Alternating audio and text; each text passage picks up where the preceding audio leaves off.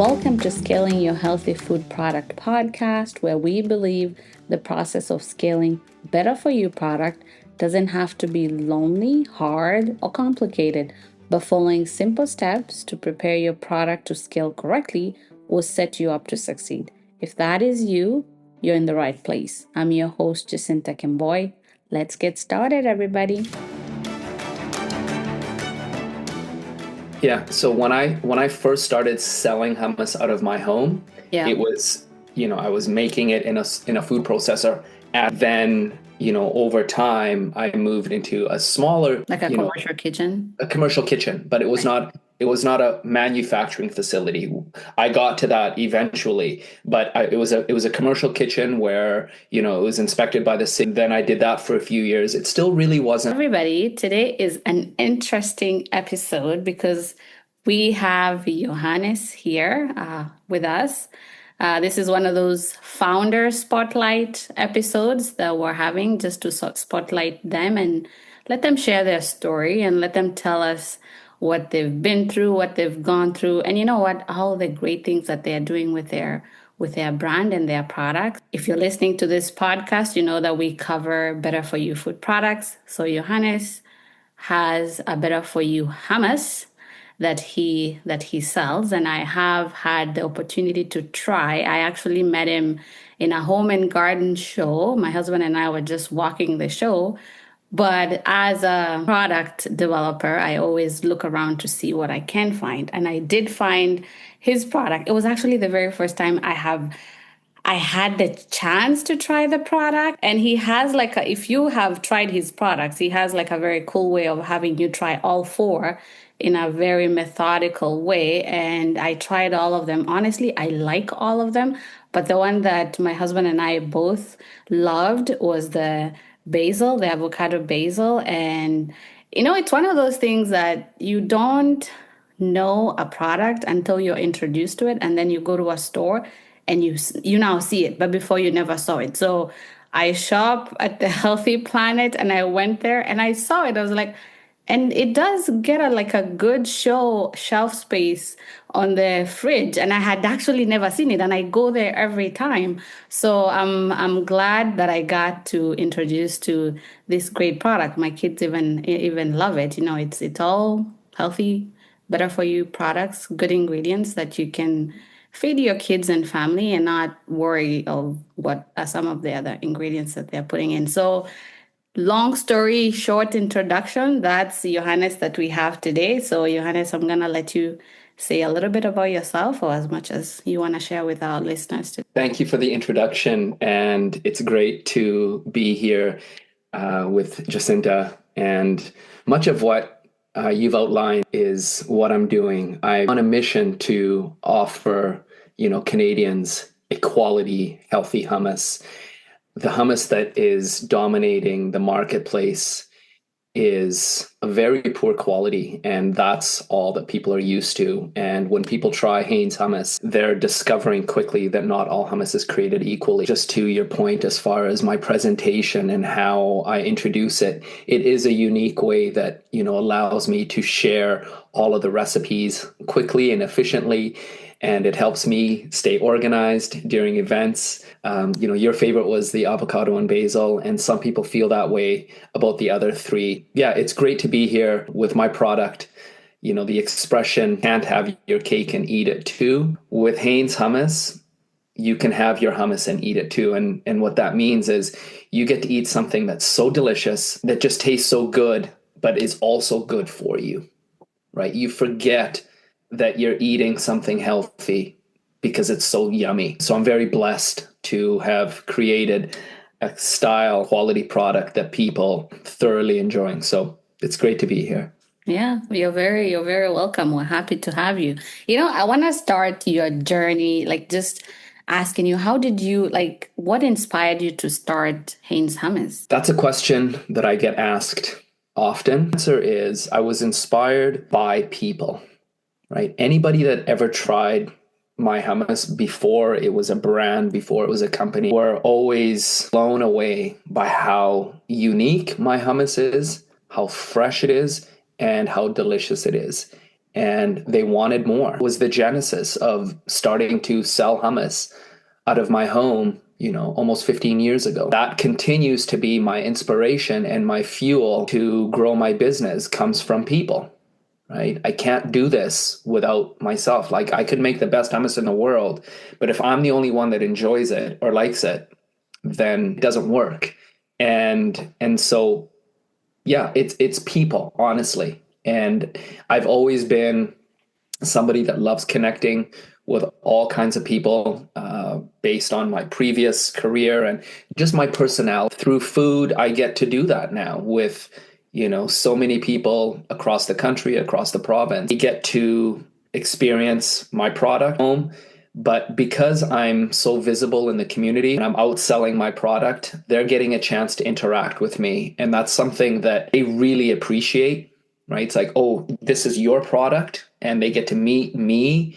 And there's something that they find inspiring. Their reactions and their desire to have a better choice is what keeps me motivated. And it's what started the business, right? It's like Right. people Yeah. people wanted it, and Yeah, there and was a it's a demand. treat. Yes, it is a treat. Like when you Yeah, get to interact with the person who actually developed. Because how often do you go to the stores and buy products, but you don't really know behind who was behind the product? that's So right. that's a really neat thing.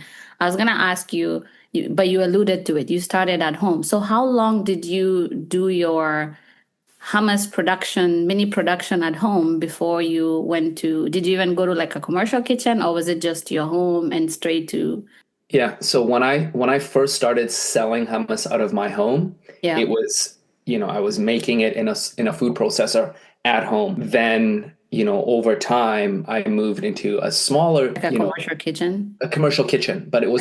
it was not a manufacturing facility. I got to that eventually, but it was a commercial kitchen where, it was inspected by the city. Then I did that for a few years. It still really wasn't a business the way it is now, but that was the evolution. And then, when I decided to make the investment, it wasn't with a co-packer. I took a loan from, the bank and built my own production facility. So from the time when I started making hummus from home to when I opened my own facility, it was about 4 to 5 years. 4 to 5 years.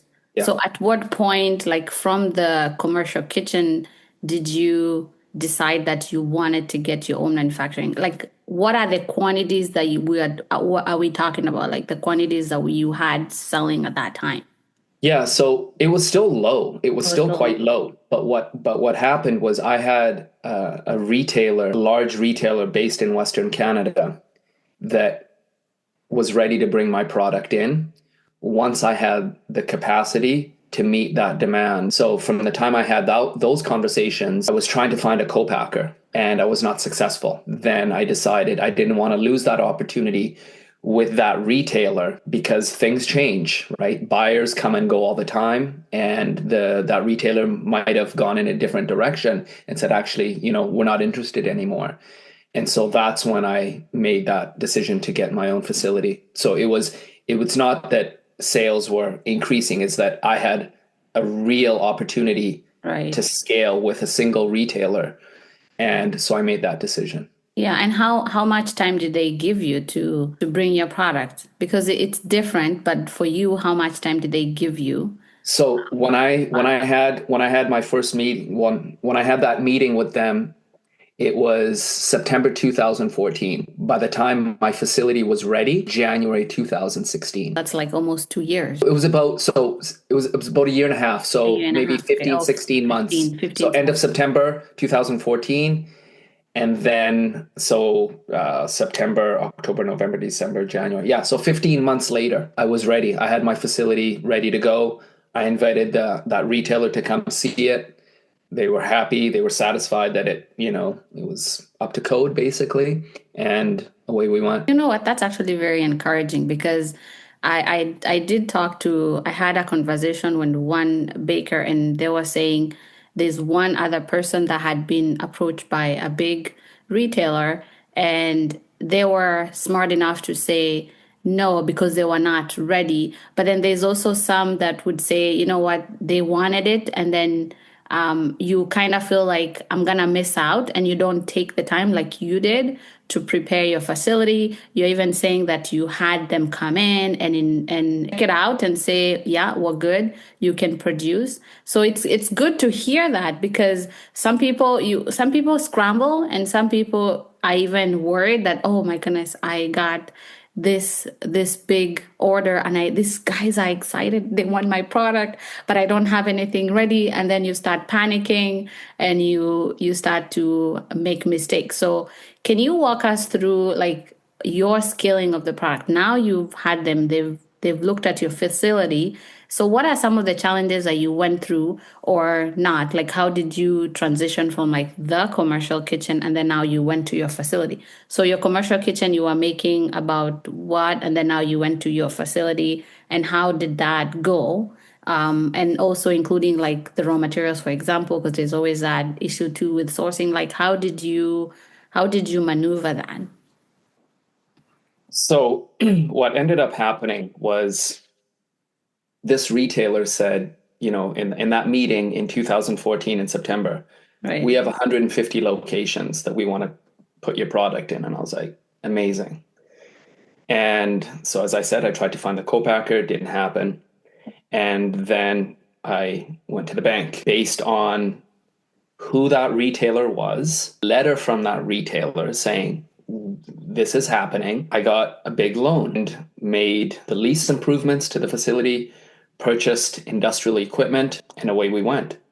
So when I went back to the retailer and I said, okay, I'm ready to go, then I found out there's a portion of their business I had to see different buyer for a portion of their business that was critical to my success. I'm being vague right now because I don't want to say who that retailer is. Right, right. But they had about 30 locations, which in my projections was going to account for 75 to 80% of my total business out of those 150 locations. Because I knew that out of those 150 locations, my product would die in a great number of them, right? It was, so yes, 150 locations was the potential, but I wasn't going to be in all the 150 stores. I knew that, the buyer knew that, right? That was their reach. But then these about 30 stores, which accounted for was going to be about 80% of my sales, I ended up finding out that there was a different buyer that I then had to go and speak to. And in that moment, Jacinta, I felt like I got hit, by a huge truck. I got blindsided because here I was, right? I took out this big loan Right. of over $300,000. I went from having no overhead to now having, $15,000 overhead every month. And now that buyer, that second buyer, refused to bring in my product. So it was the worst situation because now the sales were not there to Right. justify my investment. Right. And you're getting ready for it this whole Well, I time. was ready. I was Yeah, ready. you are ready. Yeah. Right. Everything was purchased. The building is ready. And then I find this out and my heart sank. I did the impossible over the next 3 years to not go bankrupt. I really did. And I won't get into all of that right now, but that's that's how it began. I found distribution in the lower mainland of BC in Vancouver, and I was making my product in Saskatoon, shipping it out to Vancouver, going and doing 2 weeks, 3 weeks of demos at a time, and then flying back to Saskatoon, making more product, sending it to Vancouver. And I did this for 3 years because the sales with that first retailer, they weren't there. And a year and a half later, they dropped me. It was a rough start. And so between 2016 and 2019, while living in Saskatoon, Vancouver thought I lived in Vancouver, In thought that Vancouver. that's where my home was because I was there so often. Right. But that And just shows your grit. It just shows how resilient you were, and you saw something and you went for it, and that was what you needed to put during that time. But you had Vancouver. Did you have any in Saskatoon, I like in the did. I local did. area? I had sales in Saskatchewan, but Saskatchewan's population is very small. When I began exploring opportunities outside of Saskatchewan, I knew that I needed to be in British Columbia, in Ontario, and parts of Alberta. So yes, I had sales in Saskatchewan, but I created opportunities for myself in Vancouver and the surrounding areas, and that really became my focus because there was just way more people that live there. So then COVID happened in 2020, and there's a lot that happened since then. But back to that. But go ahead. Right. Like I want to go back to like, because we don't get to wallow in the uncertainty so much. But back there, like, how did you feel at that time? Other than, you felt like a truck just passed you and everything. Back to like how, like you, now we sense like how you felt, but how did you get yourself out of that? Okay, now I need to get something, because you did pivot and you went looking for other places that could get your product. So you did some market research to find out this is you needed to go to BC and Ontario and Alberta because you didn't have so much market in your town. But how did you navigate that? Because where were you, like headspace? Like how did you navigate that? Because it's a lot. We talk about it now because you're looking back, but it's a lot. Yeah, it is. It is. And I did what I'm still doing, right? And literally took it a day at a time, Yeah. right? Honestly, and I stayed focused, and I didn't lose sight of why I was doing what it is that I was doing. And then on top of that, I had debt now, right? I was not going to file for bankruptcy. I was not going to do that. And so I grinded it out. Yeah, I like I said, I did the impossible, right? I really did. And I was able to eventually pay that debt off and recover. And so headspace, you can't sit in your discomfort, and you can't sit in that dark place for too long because you'll stay there, right? And you can't. So it's the experience happened with that retailer, but if I would have kept blaming them and choosing to find excuses to say this is your fault, I wouldn't be here. Exactly. And so part of the challenge at that time is my product had a 2 week shelf life once it was unfrozen. And so what I began doing was I began searching for a way to extend the shelf life naturally, changing the formula to appease the market as far as the retailers was something that I wasn't going to do. I was not going to go down the path of all of the other brands of hummus out there. And so reason I had to go out to Vancouver all the time and sell my product in these stores is because it had that short shelf life. My product was delivered frozen. And so a lot of the stores were selling my product out of the freezer section where people were never going to look for hummus. And so I began researching ways to extend the shelf life because what I was doing was not sustainable. Actually, I found a way to extend the shelf life, which, made my life a lot easier. That was a key piece of what I needed to do in that time between 2016 and 19 was how can I extend the shelf life without changing the integrity of the product? Right. And I did that. So now my product unfrozen has a 60-day shelf life. Very good. Yeah, that's always like the deal breaker of the whole It's the the first question a retailer asks you. exactly. And that's what I tell my clients all the time. Like that's the question you're gonna get from the get-go. Like That's right. what's your shelf life when you That's go right. retail? So I'm glad to hear that you were able to work that out. Thank you. So I'm guessing what was the major lessons that you learned that you could share with a fellow founder who's at that point right now. Like they haven't been approached by a retailer, but the sales, based on how they can see it, it's projecting to grow, and they need to do something. I ask this because I'm always like with the podcast, I'm always telling founders, you need to think about scaling way in advance. Like don't let it be proactive. Think about scaling in advance. Don't get surprised when you have this huge opportunity and you're not ready to take this opportunity. In your case, you had time, you could work towards it regardless of what happened, like the challenge that you encountered. But what has been your the biggest lessons there that you could share? The biggest lesson is that retailers don't need your product. No, they can turn that light on and they can turn it off just as quickly. Do your research as far as who you want to do business with, right?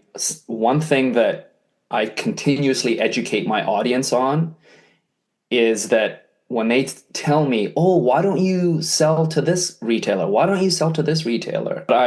What I found out is that two retailers, and they do the same thing. They're in the business of selling food. But their business practices are different when they're dealing with smaller brands, because these retailers are generally used to dealing with legacy companies and brands. Right? These companies have been around, they have deep pockets, they own that shelf space. So when you come along as a niche brand, a smaller business, then do a better job of communicating with small brands, Yep. of not having massive fees that are hidden, actually want to work with brands like us. That's the lesson, is really do your homework. Talk to other people in your space. Like go to these stores, see what's on the shelf, right? Reach out to those other brands and say, how's it going, right? And part of that involves situating yourself at trade shows. Yep. Where you can find these other businesses, because everybody's congregated together. But what happens at these shows is they're so busy, they go by so fast. People don't have time to talk to you really. Trying to establish contact with buyers. And so you're going to come along and be like, "Hi, my name is so and so. I've got some questions." It's like, beat it, right? But you still need to be there. So, but go to these stores and see what's on the shelf, and then reach out again and again and again and ask them, what's it like working with this retailer? And you'll get a better idea of what you're stepping into versus just trying to figure it out. And the other thing is start small, because you're as far as production goes and scaling up goes, one retailer that people always, why is your product not at Costco? Or why don't you reach out to Costco? Or Costco would be a great fit. Certain retailers can bankrupt, right? They can bring in your product and then they can reject it in 2 months for any variety of reasons. And then there you are with this inventory that you've spent so much money with, and then you can't do anything with. So start small, figure out how to scale up, and know if there's a market for your product. Just Right. because a retailer, like retailers on the one hand are always looking for new things in some ways. And so if they see something innovative, they might give you an opportunity to engage. For any reason it doesn't work out, then you're left holding the bag. So starting small and building that relationship with that retailer, it takes time, right? And I always tell people I have two customers, the retailer and the consumer. So it's not just the retailer that you have to be worried about. It's also, are people going to pick up your product off the shelf? And gaining customer acquisition takes time. It does. It does. And Right? it does take time. And I do like the fact that you said you go to the stores because your product is in the freezer section and most people don't think to go there looking for hummus. So I like the fact that you said you went in front of the consumers and you're going there and you're showcasing your product, which I think this is one of the things that founders need to know. Like you have to do the work because it's not just getting, like there's this saying that we say, the biggest problem is not getting your product on the shelf. Now it's getting it off as well. Because we focus so much on getting it on the shelf, but we also have to focus on getting it off, because you getting it off or getting people getting it off, then the getting on gets going and it gets a lot more than just not getting off. So Yeah, I'm the glad heavy that. lifting begins. Something that I tell my audience is when I share with my audience, hey, my product is now available here. I'll get messages of congratulations, and it's like, that's good, Yeah, that's good. but don't thank me. Go buy it. That's how you thank me. That's how you thank me, right? You need to go buy it. And it's not just my product, right? It's not just Haynes Hummus. There's so many small brands out there that are fighting to stay on the shelf that are amazing quality. You have to support. That's that shelf space is so valuable. And if something is not moving, it's gone. And so what I continue to do is because I've spent so much time in a grocery store, I continue to spend time in grocery stores, building that relationship, first of all, with the retailer, seeing me in their store, moving my product. It does wonders for how they're going to merchandise my product. For sure, yeah. Right? It's like, oh, you're coming in, we've given you that opportunity, and now you're coming in and you're gonna save me labor costs, and you're gonna grow sales with, like, of course we're gonna keep it here. Yeah, of course we're gonna keep it here. Yeah, exactly. Right? Yeah, yeah. And so that, when I first started out, people ask me, what's your goal? What's your goal with Haynes Hummus? What's your goal? My goal was always to have national distribution. And one day that might happen. Okay? But it may not. And now I moved to Ontario 3 years ago. There's so much opportunity in Ontario alone, Toronto alone, the GTA, that it's not that I've given up on one day becoming a national brand, but I now know, based on what's happened over the last 10 years, that in order for me to be successful, in order for my brand to be successful, I need to be in close proximity to it. Because my product, and this is a fact, is so much better quality and is so different than all of the other hummus. I have to educate the retailer and the customer. And I'm carrying a big load. I have a lot of people that reach out, oh, we can do this for you, we can do this for you. It's like, you might be able to do that for me. I'm okay right now doing what it is that I'm doing. So Right. you really got to embrace this that you're doing. Otherwise, if you want to get rich quickly, there's many other ways and so you really have to have a genuine passion and belief in what you're doing, because otherwise it's hard out there. Right. It really is. Yeah. And so I know I've said a lot here, but it's all true. Right. Yeah. It's all true. And it's one of those, like, you have embodied your mission, you've embodied your product, and you're taking it out there. You're not letting somebody else tell your story. You're the one who's telling your story. Like me as a consumer, I interacted with you first and your product before I went buying and looking for it. So it really does show me that you as a founder, you have embodied your product, and you're not just selling it to giving it to somebody else to sell your product.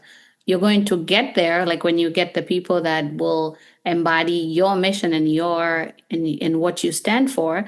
So that's a really rare thing, and it's a neat thing, and it's one thing that I like to celebrate and love to celebrate, because the better for you products, I'm excited that I can share this hummus with my kids. Like, they're eating good stuff and they're putting it in their bodies. And I know moms like me, we're doing exactly the same thing. We're bringing up a generation, and we want this generation to be healthy and avoid all the other things that could come by them consuming ingredients that are not good for them. So that's why I do what I do. And it lights me up when I find a fellow founder, product developer that is doing the same thing. So this is just me saying, keep doing what you do because you're going to get there. Like, because your mission is to get more people to know your product. And I'm gonna give you an opportunity to let people know where they can buy your products. Like I've mentioned Healthy Planet, but share with them because this is how we support this better for you products. Like my dream is to see, I go to a grocery store and all the products that I look left, right, and center, they're all good products, better for you products that were not like harming anybody by them consuming it. So this is me saying congrats for where you've gotten, and you have gone through a lot. I know you've even gone through like a lawsuit, and you've gone past that. So you have protected your brand with everything you got, and it's gotten you here. And it's exciting because more people are gonna find out about your product. Like even the listeners now, go pick up some hummus, Haynes hummus in your local store. But I'll let you share where else they can Sure. find. Yeah. So I'll come back to where they can find it, but something that you just said, keep doing what you're doing. I was at an event on Wednesday afternoon in Niagara Falls that Sobeys hosted. Um, it was an opportunity to get in front of a variety of owner operators between Sobeys and Foodland at this event. So store managers, franchise owners from Sobeys and Foodland, and a variety of district operators and managers that were all there, and had some great interactions with both, senior level management at, some of these retailers, and there was one of the operators in Canada, in Ottawa area, and she said, "Yohannes, keep doing what you're doing." Right? And it stuck with me. And I've heard that message before from a variety of people. But here's somebody who has been in the grocery business for a long time, Right. who owns her own store, right? I mean, it's a franchise, okay, but it's her store. So she knows the landscape. She knows what's happening out there, right? From macro to a micro level. And she brought in my product, a variety of, and is seeing what's happened with my brand within that Sobeys and Foodland banner in the last year, right? She's watching it in real time happen, both from our conversations, but more importantly, between the conversations that all of Sobeys Ontario is having about me. Right. The word is getting out, and she just said, "Keep doing what you're doing." Right. And so all of these people that are coming, you need to scale up like this. You need to scale up like this. I'm listening. It's not that I'm not willing to change and to do different things, but I know my product. I know my business. I know its challenges. I know its failures and setbacks, but I also know the opportunity. And, there's a lot of talk about influencers, right? And scaling that up. Sincere belief is that I have tens of thousands of influencers that came directly from me. Conversations that we have one-on-one, that imprint that I'm leaving with them, they are then going to share it with their family and their friends. I watch it happen. Right. When I'm in a store doing a demo and I invite one staff person to come and try it, by the end of my shift, everybody in the store has tried it, not because I told them to, because they told each other, "You need to go try that hummus," over and over and over again. If I'm at a big event, a national event, these large shows, the word gets out. And so I'm getting the word out one person at a time. Right. And I'm okay with that. So where can you find Haynes Hummus in Ontario? You can find Haynes Hummus in select Sobeys, select Foodland locations, and select Healthy Planets. And the reason I say select is my goal is to get into more stores, but I'm not that national brand yet where the directives come from top down. The stores can bring it in or reject it as they see fit. But more and more stores are ordering my product within these banners that I haven't reached out to. And again, that goes back our own conversations. Right. And stores are reaching out to me saying, we'd like to order your product in. Right. That's very good. Keep up what you're doing. So now your question was, so where are you now in terms of producing your product? Yeah, so my product is co-packed in Ottawa, but I live in Kitchener. So that's close. That's close enough to where you're Yeah. producing. Oh yeah, your for product. sure. Yeah, that's That's really right. close. So you've gotten to that point, and you have a good relationship with your co-packer, because as Yeah. Yes. Yeah. right. It from the get-go, when I began conversations with them, and when I was transitioning that, because I produced it myself for many years in Saskatoon. Manufacturing is not easy, Nope. but I did it, and I know how to do it. That transition, it was critical for me to convey to the co-packer to never take shortcuts with my product. They had to do it exactly like I did it. And I was not going to compromise on that. And so, we got off to a rocky start because I know my product. I can see immediately if something is off, even before I taste it. We've got a great relationship now. It's been 3 years. Having a co-packer takes time building that relationship. Yeah. You really need to you're investing a lot of trust with do your homework. Yep, that's exactly what I tell my do your homework, because it is a Do your relationship. homework. You're right. It's a relationship, and it's one of those things that it could make or break your business. So I'm glad that you took the time, and now you're in a good spot. Yeah. So this has been a great conversation. Thank you for sharing your love for hummus and passing it on to us, because now we're gonna pass it on too, and and we're gonna go buy more of the great hummus and just enjoy it. So thank you. It is my pleasure. Thank you for the opportunity. It was great to be here. This was fun. No worries. Thank you. Of course. For those who stuck to the end, good job. This was a very good, a very telling podcast episode with the food founder Yohannes, and he's done amazing work with um, with Hannes Hummus. So we're going to be bringing a lot of these founders, and Johannes was gracious enough to join us for this episode. And there's just been a lot of nuggets that he's been talking about. We've learned about all the challenges that he's gone through as a founder, but then the tenacity that he's had throughout the whole process, just staying the course and knowing what your goal is and just going for that goal, because nobody else can do it better than you can, because you're the one who's carrying the vision. So as you listen, be encouraged. Go back if you need to, because there's so many lessons that you can get from this episode. Until next week, keep scaling your food business. Visit kamaresearch.com to get yourself the guide to scaling your food business. And don't forget to subscribe to this podcast so you don't miss all the tips that are coming your way when they come in. Until next time, keep scaling your business. Remember, I am cheering you on, and my mission is to see more food businesses, healthy food businesses, better for you, plant-based in the food aisle. So remember, I'm cheering you on. So this week, as you make a step closer to your dream, to seeing your products in the market or seeing the growth that you deserve, remember, I am cheering you on. Until next week, keep scaling your food business.